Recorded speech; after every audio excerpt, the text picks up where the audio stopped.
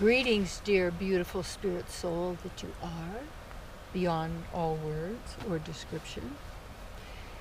My topic is the absolute truth will thrive. What it means is, I wrote this down, it's actually truth triumphs. That's what I want to say. Truth triumphs over falsehood. See, what people get so afraid of what's going to happen, but you have to get this.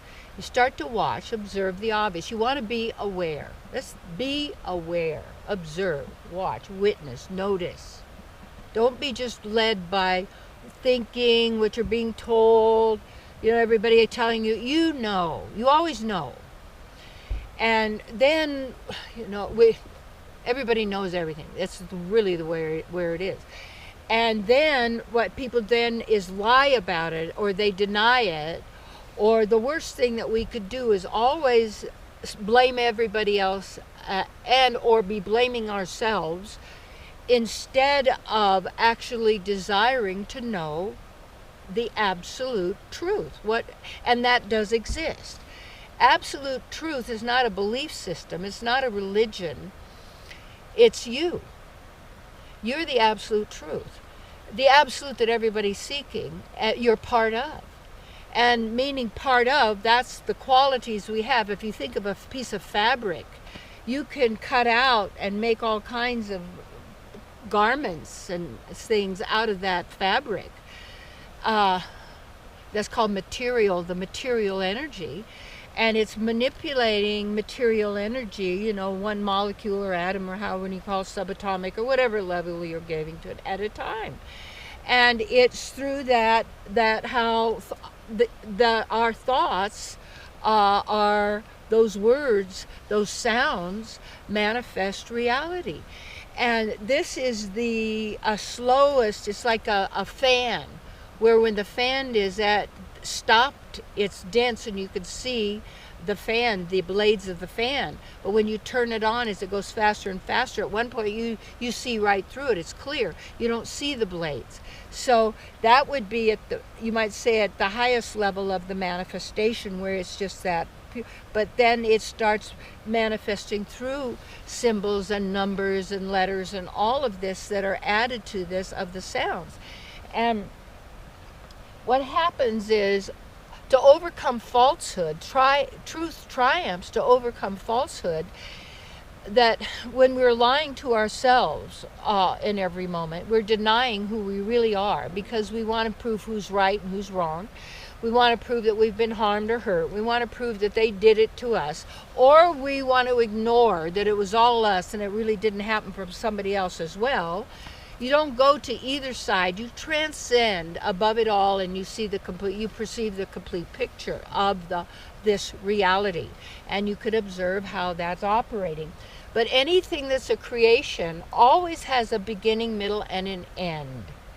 And when it's the end of a particular spell or a particular time frame, age, world, whatever you want to call it, and that it's the end of that particular falsehood, that which is false struggles the hardest to keep everyone in absolute fear, so that you need that mind, that thought process, that belief system, that all, whatever that is, and we're conjuring up through those thoughts and those words and those meanings and those emotions, and our imaging of that, and never visualize what you don't want to have happen.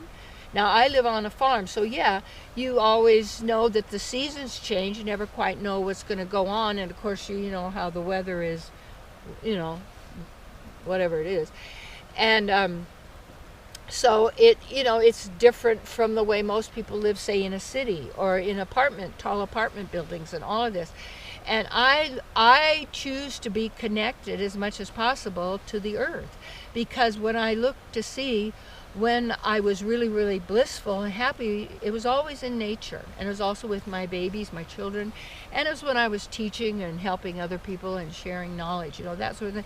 So, but that nature and being there where you're without pretense. That's when it feels good, when you're without pretense. And the truth triumphs over falsehood when you perceive the falsehood. And when you perceive the falsehood and you know the truth, you can be in it, but you're not of it. You see, you're observing, and you also know how to use this to do whatever and get whatever you need to do your work, and to attain your topmost objectives. And we really all do have the same, which would be our God realization. And that means. But what happens is with that, whoever someone's God is, and you're in that consciousness, you have that realization. So if a person's God is a psychopath and angry and hates women or hates men, or, is like cruel to animals, all these murder and all this stuff, it's like, this is really yucky. This is not, and even in nature, how this one's attacking that one. And the other day I got a tick bite. It was starting on my leg. And I just noticed something weird, and I pulled this thing out, because you're not really supposed to, because you don't want the head in there, but it hadn't gotten the blood or anything like that. And I went, this is not right. Why should that get its nourishment out of the blood in my body? And what do you mean, drinking other people's blood, or getting animal blood, or blood? Wait a minute. People don't, what is this? You see. This is a very powerful substance. And even like with cows, and even with the mother, the blood is transformed into milk through love. Talk about miracle, see, when you look at that. So when we see the falsehood, the pain pleasure, that the poor will always be with you, really? No, do not consent or agree with falsehoods.